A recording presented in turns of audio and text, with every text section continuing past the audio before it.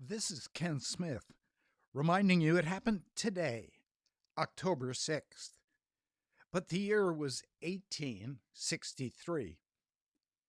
The first public bath was installed in Brooklyn, New York on this day, 1863. It was also on this day, 3 years later, that the first train robbery occurred in the United States. The Reno brothers got away with $13,000, 1866. The first World Series game was played on this day. Cincinnati A's versus Chicago, 4-0. Cincinnati won. It was on this day that Thomas Edison shows his first motion picture, 1889. The Moulin Rouge opened on this day in Paris, 1889. It was on this day in 1893, Nabisco Foods invents cream of wheat. It's actually based on a black chef who created cream of wheat, but it recently has been seen as a racial slur, and so the company has removed Frank White, the Chicago chef.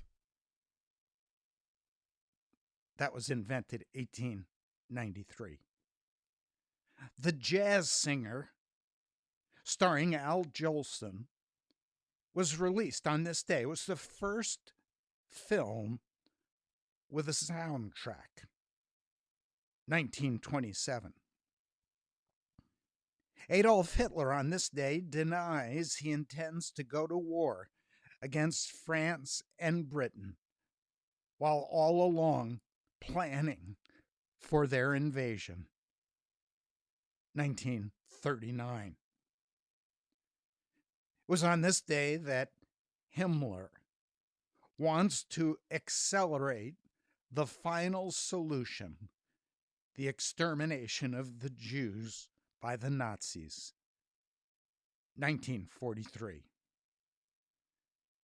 Joseph Stalin on this day proclaims that the Soviet Union has an atomic bomb, 1951. According to the Guinness World Records list, the most translated author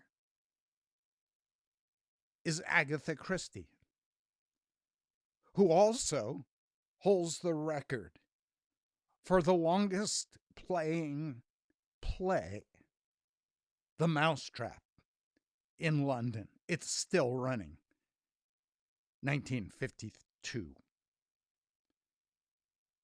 Stanley Kubrick premieres Spartacus, the story of a man who meets Christ, played by Kirk Douglas, 1960. JFK on this day advises Americans to build fallout shelters in preparation for a dropping of a bomb by Russia on the United States, 1961. Bob Dole and Bill Clinton on this day debated each other for the presidency of the United States. It was on this day Brett Kavanaugh is finally confirmed and sworn onto the Supreme Court in the midst of protests and FBI investigations. On this day, 2018. It was a year ago that tens of thousands in Hong Kong protested. And what were they protesting? A ban. A ban by the communist Chinese, who invoked an emergency law to criminalize the wearing of face masks. As a result, the public rose in protest. And so there's good news and bad news, confusing news. Behind it all is the good news that this is the day the Lord has made. We will rejoice and be glad in it. This is Ken Smith reminding you it happened today, October 6th.